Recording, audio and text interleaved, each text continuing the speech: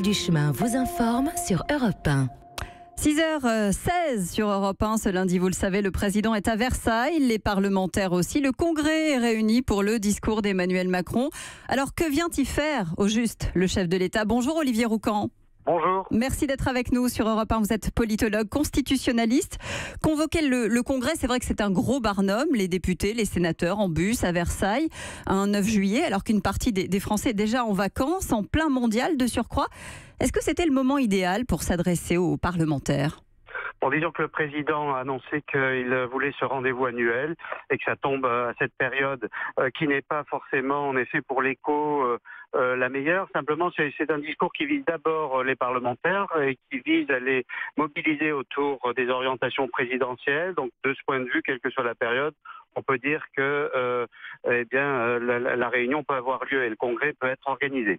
Il y était venu l'année dernière. Il avait même proposé, quand il était candidat justement, et vous le disiez, de venir tous les ans, un peu à l'américaine, comme le discours de l'État de l'Union finalement. Oui, c'est ça, sauf que nous sommes sous la Ve République et nous ne sommes pas en régime présidentiel, donc à l'américaine. Donc c'est un peu pour la France inédit et cela banalise un peu la réunion du Congrès pour message présidentiel. Jusqu'alors, le droit de message présidentiel était plutôt utilisé lors de crises pour délivrer un message symbolique fort. Donc il y a un risque, si vous voulez, à organiser ce rituel, c'est celui de la banalisation du message.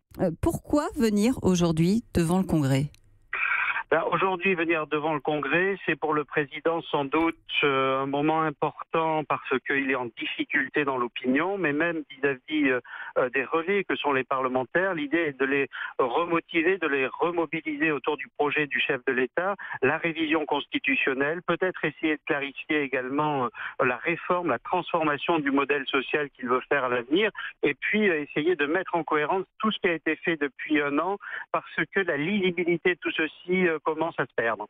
Versailles, c'est un endroit qui a aussi une image aux yeux des Français. C'est à la fois convoquer l'histoire, prendre le risque peut-être également de mettre de la distance, de se voir taxer, comme certains le font d'ailleurs, de monarque. Disons que c'est un moment très symbolique et très solennel, les palais, Versailles en effet, et cela correspond peu à l'attente du moment par rapport à ce président dans l'opinion, puisqu'on voit bien que le problème d'image du président Macron, c'est qu'il est jugé trop autoritaire, trop descendant, une présidence trop solitaire, voit-on dans certaines enquêtes d'opinion, et le problème depuis le début de ce président, c'est qu'il apparaît peu proche des préoccupations des Français. Ce type de communication ne va pas permettre, de ce point de vue, d'avoir le moindre effet. Justement, vous parliez des préoccupations des Français. Est-ce que les Français ont envie qu'on dépense autant d'argent pour ça? Parce que ce cérémonial à Versailles, ça a un prix. Oui, alors il est vrai que ce prix est commenté déjà l'an dernier, à nouveau cette année. Disons que ça apparaît contradictoire avec un autre thème important pour ce président comme pour les prédécesseurs, qui est celui de faire des économies et de limiter la dépense publique. Et on peut penser notamment que certains fonctionnaires qui vivent très mal des coupes budgétaires dans leur ministère et qui ont du mal parfois à avoir, on va dire, ne serait-ce que des clés USB ou des crayons pour travailler, eh bien voient ça d'un très bon œil, en effet.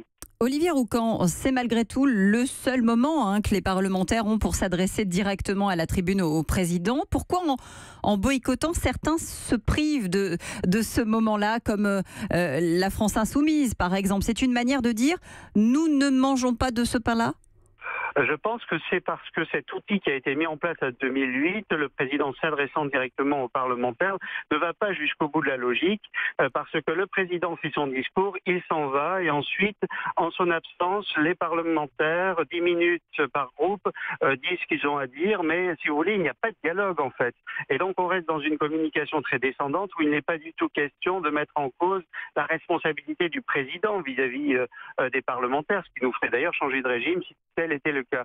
Donc il y a, si vous voulez, l'idée sans doute de la France Insoumise, c'est d'envoyer le message. Bon, ce type de communication arrange tellement l'Élysée que c'est pas la peine de jouer le jeu. Devant le Congrès, malgré tout, la parole du président qui veut lancer l'an 2 du quinquennat peut avoir une forme de poids, tourner une page. C'est ça aussi peut-être l'idée de l'Élysée ?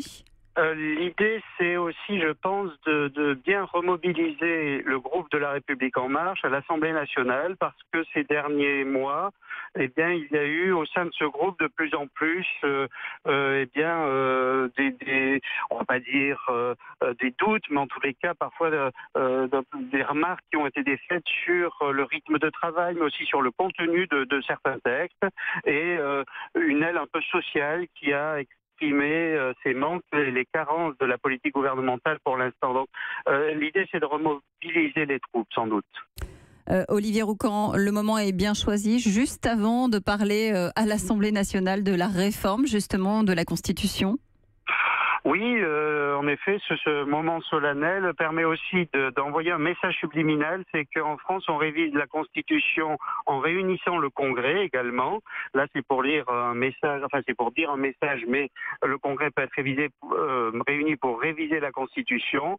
Mais on peut aussi utiliser, le président pourrait décider d'utiliser le référendum si les parlementaires traînaient les pieds. Donc, il y a peut-être ce message subliminal qui est ainsi envoyé aux parlementaires. Merci Olivier Roucan d'avoir été avec nous en direct ce matin sur Europe 1. Je rappelle le titre de votre livre, En finir avec le président. Il est sorti aux éditions Bourrin.